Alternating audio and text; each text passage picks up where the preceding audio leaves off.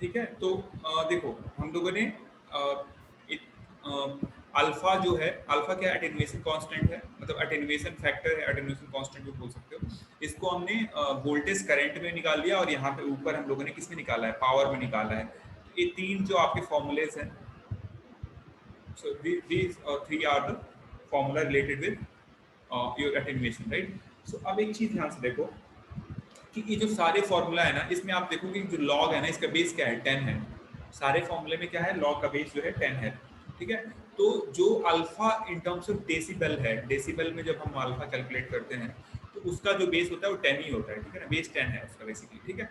अब ना एक और यूनिट है, ठीक है ना, एक और यूनिट है जिसका, जिसमें हम क्या करते हैं ना कि जो अल्फा अटेन्युएशन है ना, उसको हम लोग किसमें, नेचुरल लॉ के टर्म्स में रिप्रेजेंट करते हैं। ठीक है ना, मतलब एक और यूनिट है आपका, जैसे आपको ये तो किस में आ गया, ये तो आपका डेसिबल में आ गया। ठीक है। इसके अलावा एक और यूनिट है, उसमें हम लोग क्या करते हैं, attenuation, wait, attenuation in terms of natural log. ठीक है। तो इसमें क्या होगा, कैसे होगा, देखो इसमें क्या होगा सिंपली कि हम क्या करेंगे ना, जो भी एटेन्युएशन सपोज करें उसको हम एन से इंडिकेट कर रहा हूँ, मैं सपोज करें एन से इंडिकेट कर रहा हूँ। ठीक है। तो इसमें क्या होगा, हम क्या करेंगे, इसमें जो बेस लेंगे ना लॉग का, वो ई लेंगे बेस। नेचुरल लॉग में हम लॉग बेस ई लेते हैं, उसको हम लोग एल एन भी सिंपली लिख देते हैं। मैं यहाँ पे लॉग बेस ई ही लिख रहा हूँ। ठीक है। आप इसको एल एन भी लिख सकते हो, देयर इज नो प्रॉब्लम। तो इसमें हम क्या करेंगे, आई एस अपॉन आई आर। ठीक है। तो जब भी अगर हम कोई भी वोल्टेज कोई भी करंट के रेशियो को, आई एस क्या है आपका सेंडिंग करंट, और आई आर क्या है जो भी रिसीव हो रहा है करंट, उसका रेशियो है। उसका मैंने क्या किया है, नेचुरल लॉग ले लिया है उस रेशियो का। तो this indicates the value of attenuation in terms of natural log. और इसी चीज को हम लोग क्या बोलते हैं, इसी चीज को बोलते हैं हम लोग नेपर, नेपर बोलते हैं। ठीक है ना। तो जो हम लोग डीबी बोला था, डीबी में हमेशा क्या था आपका, नॉर्मल लॉग था। नॉर्मल लॉग मतलब बेस 10 वाला लॉग। ठीक है। और यहाँ पे कौन सा लॉग है, यहाँ पे आपका नेचुरल लॉग है। तो जब भी हम नेचुरल लॉग के टर्म्स में रिप्रेजेंट करेंगे तो उसका यूनिट एटेन्युएशन का क्या होगा, नेपर होगा। ओके। अब देखो एक चीज ध्यान से देखो, अब आई एस बाई आई आर का रेशियो हमने रिप्रेजेंट करा है। ठीक है। अब मैं इस चीज को, आपको याद होगा कि जो आपका पी एस की वैल्यू थी, जो भी सेंडिंग पावर है, सेंड पावर है, उसको हम क्या लिखते हैं, सेंड पावर को लिखते हैं पी एस। पी एस का मतलब क्या होता है, आई एस का स्क्वायर टाइम्स जेड एस। ठीक है। ऑल्सो इसको हम लोग क्या लिख सकते हैं, हम लोग ये भी लिखते हैं वी एस का square divided by Z S. ठीक है ना, ये लिखा जाता है। ऐसे ही आपका पी आर क्या होता है, आई आर का स्क्वायर टाइम्स जेड आर। इसको हम लोग क्या लिख सकते हैं, वी आर का स्क्वायर अपॉन जेड आर। ठीक है ना। ये फॉर्मूला का आपको पता होगा ना, आई स्क्वायर आर और V square divided by R. ठीक है ना, पावर जो होता है। ठीक है। तो जो सेंडिंग पावर और रिसीव पावर को हम लोग ऐसे लिख सकते हैं। ओके। अब एक चीज ध्यान से देखो, हमने क्या एज्यूम करा था कि जो जेड एस है उसकी वैल्यू क्या है, जेड आर के बराबर है, ये एज्यूम करा था हम लोगों ने। ठीक है ना, एज्यूम करा था। ओके। तो अब ऐसा केस मैं ले लूँ, सपोज करूँ, ठीक है, ऐसा केस ले लूँ और मैं इस I S upon I R को लिखना चाहूँ। ठीक है। मतलब अगर सपोज करें ये हमारा फर्स्ट इक्वेशन है, ये हमारा सेकेंड इक्वेशन है, इससे मैं क्या निकाल दूँ, P S by P are निकाल दूँ, पी आर। तो क्या हो जाएगा, देखो ये हो जाएगा I S upon I R का होल स्क्वायर और divided into, sorry, Z S divided by Z R. ये हो जाएगा, मैं ऊपर 1 डिवाइडेड बाई 2 कर दूँ सिंपली। ठीक है। अब मैं क्या किया हूँ, Z S as Z S equal to Z R, उस केस में क्या लिखूंगा मैं, P S divided by P R equal क्या आ जाएगा, I S upon I R का होल स्क्वायर। तो यहाँ से मेरे को क्या मिल जाएगा कि I S by I R equal क्या आ जाएगा, सिंपली अंडर रूट में P S upon P R. ठीक है, यहाँ तक आ गया मेरा। अब देखो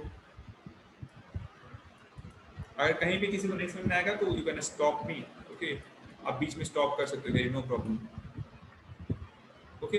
अब देखो मैंने क्या करा है कि एन जो था हमारा, जो हमने नेपर में हम जो लिख रहे थे, एन इक्वल टू क्या था, log, natural log I S by I are, ये था। और I S by I R की वैल्यू क्या आ गई, अंडर रूट में, ये आ गई अंडर रूट में P S by P are. इसको हम क्या लिख सकते हैं, इसको हम लोग ये लिख सकते हैं log e P S divided by P R to the power half, ठीक है ना। अब ये हाफ कहाँ चला जाएगा, इस साइड में चला जाएगा, तो क्या आ जाएगा हाफ लॉग बेस ई P S upon P R, ठीक है। तो जो यहाँ से अगर मैं नेपर में लिखना चाहूँ तो ऐसा लिख सकता हूँ, मैं नेपर में लिखना चाहूँ एन इक्वल टू क्या आ जाएगा half log base E P S divided by P are, okay. ऐसे मान लो मॉड में रख लो, मॉड में रखने का मतलब ये है कि ये निगेटिव नहीं हो सकता, पावर तो निगेटिव वैसे भी नहीं होगा। सो ये आपका यहाँ से आ जाएगा। ये क्या हो गया आपका एटेन्यूएशन इन, ये क्या है आपका एटेन्यूएशन इन नेपर, ठीक है। तो ये हो गया आपका। अब जो सबसे इंपॉर्टेंट है for the perspective of exam कि दोनों में रिलेशन क्या होता है, ठीक है ना। दोनों में attenuation in dB and attenuation in मतलब एटेन्यूएशन इन नेपर, दोनों में रिलेशन क्या होता है। तो let's talk about the relationship, relation between alpha dB and alpha N, मतलब नेपर को मैंने अल्फा एन लिखा है, ठीक है।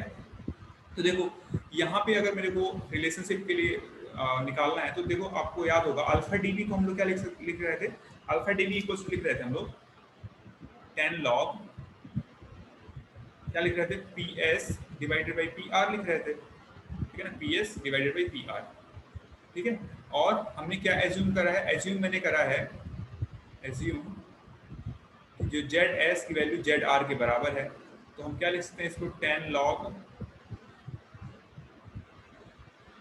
I S square Z S upon I R square Z R. तो अगर दोनों बराबर हैं, अगर आपने जब ये एज्यूम करा है तो इसको हम लोग क्या लिखते हैं सिंपली 20 लॉग, अच्छा इसका बेस कितना होगा 10 होगा क्योंकि हम लोग डेसिबल में बात कर रहे हैं, ठीक है। तो ये हो जाएगा बेस 10 और ये हो जाएगा I S by I are, ठीक है ना। ये हम लोग ऑलरेडी डिराइव कर चुके हैं, किसका है अल्फा डीबी का, ठीक है। एक और चीज, ये तो हमारा सपोज करो कि हमारा थर्ड इक्वेशन है, ठीक है। एज अगर मैं एन की बात करूं, ठीक है ना, मतलब नेपर वाला बात करूं, तो नेपर को हमने कैसे डिफाइन किया था, एन को हमने डिफाइन किया था नेचुरल लॉग ऑफ ई ऐसे आई एस बाई आई आर, ऐसे करके डिफाइन किया था। अब ये बताओ मेरे को I S by I are निकालना है यहाँ से, ठीक है ना, मतलब मेरे को I S by I are निकालना है, तो क्या होगा कोई बताएगा आई एस बाई आई आर कैसे निकलेगा, सिंपली क्या हो जाएगा ई टू द पावर एन हो जाएगा। ये कहाँ से आया समझ में आया किसी को? Yes sir. हाँ यस सर। ठीक है। मैं सिंपली क्या कर रहा हूँ ना कि लॉग को इस साइड शिफ्ट कर रहा हूँ, तो एंटी लॉग हो जाएगा इसका, मतलब ये लॉग बेस ई जो है इसको मैं इस साइड शिफ्ट कर रहा हूँ, एंटी लॉग हो जाएगा। एंटी लॉग का मतलब ई टू द पावर एन, ठीक है ना। तो ई टू द पावर एन की वैल्यू यहाँ से क्या आ गई आई एस बाई आई आर हो गई, ठीक है ना। ई टू द पावर एन की वैल्यू क्या आ गई आई एस बाई आई आर, ये हमारा फोर्थ इक्वेशन, ठीक है। अब देखो अब हम क्या करेंगे ना, इस I S by I R को, I S by I R की वैल्यू क्या आ गई मैंने e to the power n, ठीक है। यहाँ पे एन याद होगा, एन क्या था, अच्छा एक चीज ना, इसको एन न लिख के एक कंफ्यूजन हो जाएगा आपको, इसको एन न लिख के ना मैं इसको अल्फा एन लिख रहा हूँ, ठीक है ना। अल्फा एन का मतलब एटेन्यूएशन इन नेपर, ठीक है ना, तो इसलिए आप इसको अल्फा एन लिखो ज़्यादा सही रहेगा, ठीक है ना, अल्फा एन ऐसे, ठीक है। इसको लिखो अल्फा एन, समझ देखो कंफ्यूज नहीं होना है, ठीक है। मैं ऊपर भी चेंज कर दे रहा हूँ क्योंकि एन लिखने से थोड़ा बहुत कंफ्यूजन हो सकता है, तो इसलिए मैं इसको अल्फा एन लिख रहा हूँ। अल्फा एन का मतलब अल्फा किसके लिए यूज हो रहा था, एटेन्यूएशन के लिए, और एन क्या इंडिकेट कर रहा है, एटेन्यूएशन इन नेपो, ओके। तो इसलिए इसको मैं अल्फा एन लिख रहा हूँ रादर एन, यहाँ पे भी आप अल्फा एन कर लेना, जहाँ जहाँ एन है वहाँ पे अल्फा एन कर लेना, it will be wait let me do it, कि आप भी कर लेना जहाँ पे भी अगर कहीं मिस होगा, ठीक है, ज़्यादा सही रहेगा दोनों के लिए, ठीक है। तो हमको यहाँ से क्या मिल गया, देखो e to the power alpha n की वैल्यू मेरे को मिल गई, और क्या है I S by I R. Let's first see this equation, right. अगर हम इस इक्वेशन को ध्यान से देखें, वेट मैं इस इक्वेशन को ध्यान से देखूंगी, इस वाले को, ठीक है। अब मैं इस इक्वेशन को ध्यान से देखूं, इस वाले इक्वेशन को, ठीक है। तो तो ये क्या है, alpha D B equal to 20 log base 10 I S by I R है। और हमने mod S I S upon I R, इसकी वैल्यू कितनी आई थी हमारी, अभी हमने मॉड में निकाला था, ई टू दी पावर क्या आया था, ई टू दी पावर आया था अल्फा एन, लेकिन यही आया था ना, अल्फा। देखो देखो यही आया था हमारा कि e to the power alpha n, fourth equation से। अब मैं क्या कर रहा हूँ, इसमें पुट कर दूंगा, इसमें प्लग कर दूंगा, इस चीज को मैं ना इसमें प्लग कर दूंगा, तो प्लग करूंगा तो क्या आएगा, अल्फा डी बी मतलब attenuation in D B will be equal to 20 log base क्या है 10 है, और I S by I R को मैं क्या लिख सकता हूँ, e to the power alpha n लिख सकता हूँ ना, ठीक है। यहाँ तक किसी को कोई प्रॉब्लम नहीं होगा, ठीक है। अब क्या होगा, देखो अल्फा डी बी जो होगा, अभी जो पावर है, जो आपका पावर है अल्फा एन, इसको हम इधर ला सकते हैं ना, इस साइड में, इस साइड में लाएंगे तो क्या आ जाएगा 20 अल्फा एन और लॉग 10, मतलब लॉग ई बेस 10, ये आ गया। अब आपको पता होगा ई जो होता है ना, उसका वैल्यू कितना होता है, 2.7 उनके आसपास होता था, 2.7 समथिंग करके, ठीक है, 2 और 3 के बीच में होता है ई की वैल्यू, ठीक है। अब इसको रख दोगे आप अल्फा डी बी, अप्रोक्सीमेटेड कितना आ जाएगा 20 अल्फा एन और इंटू इंटू 2.71, सॉरी वेट, ई की वैल्यू इतनी होती है तो लॉग लिखना पड़ेगा मेरे को, वेट,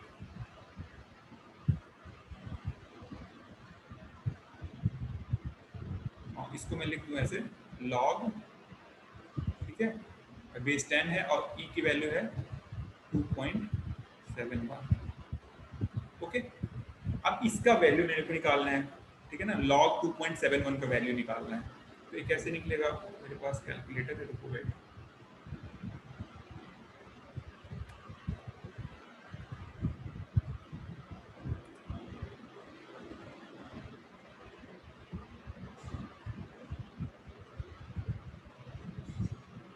लॉग वेट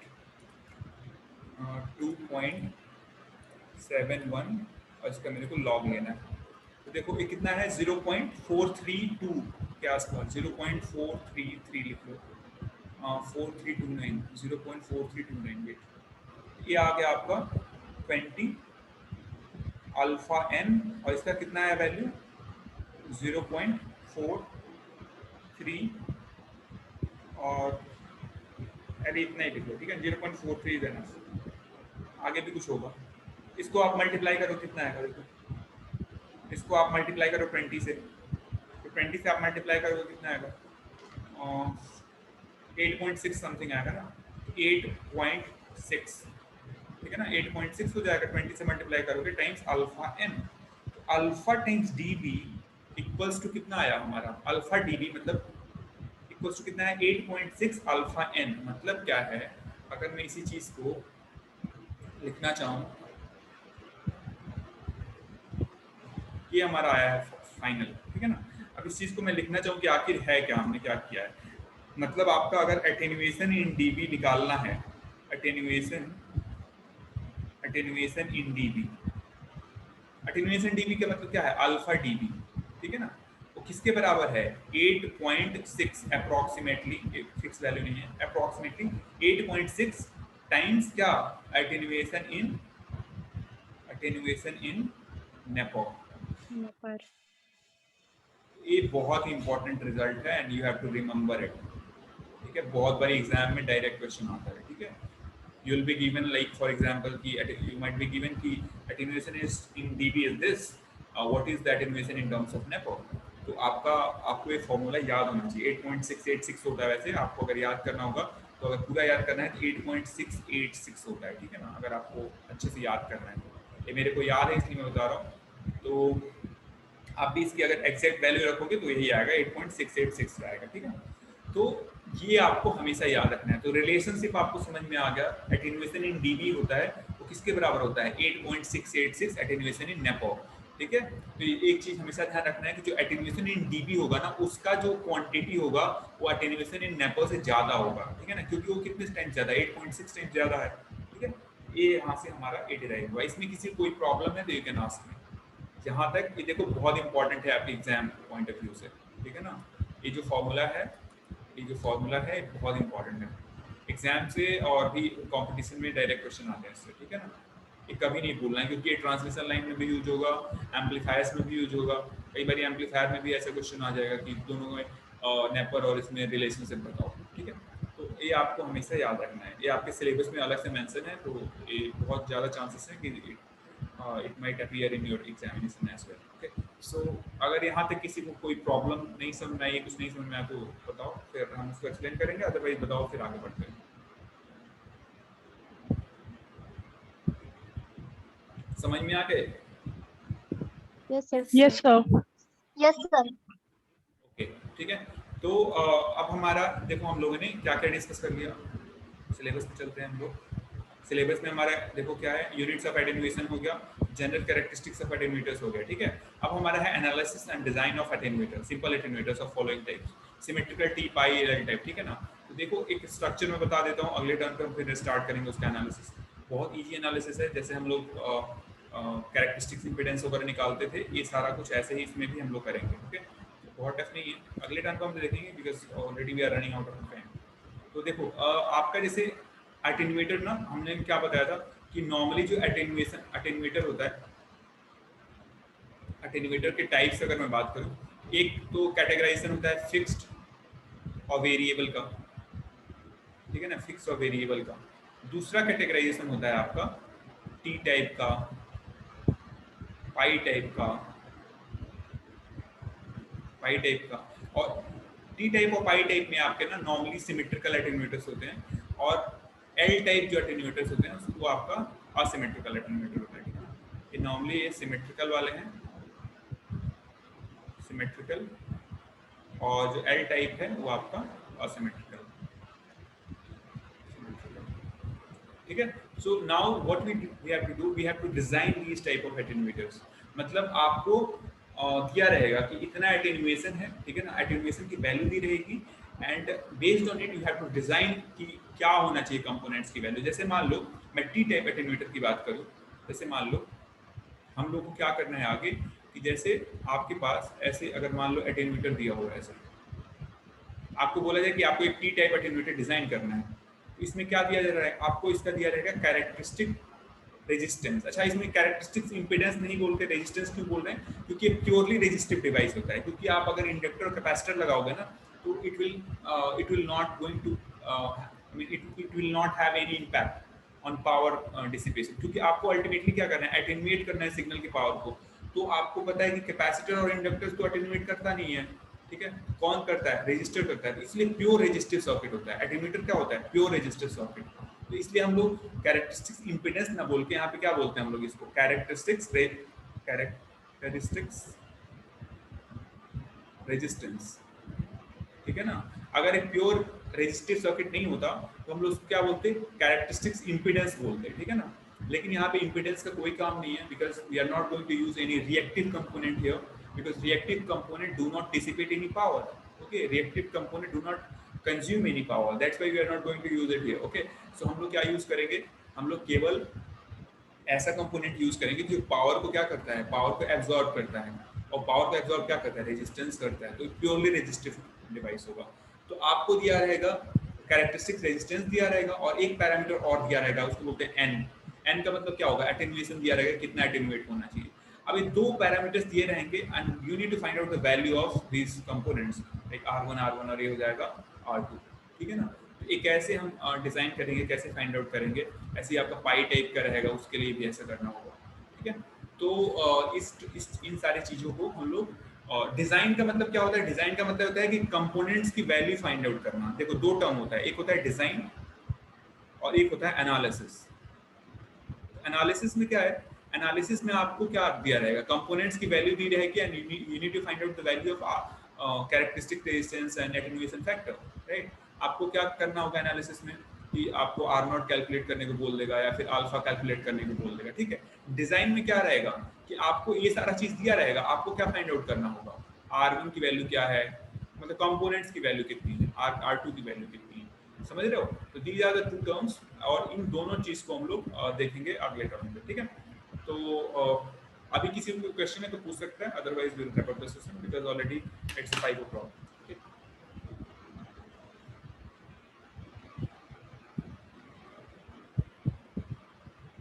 चलो ठीक है, फिर हम इसको ओवर कर रहे हैं। ओके,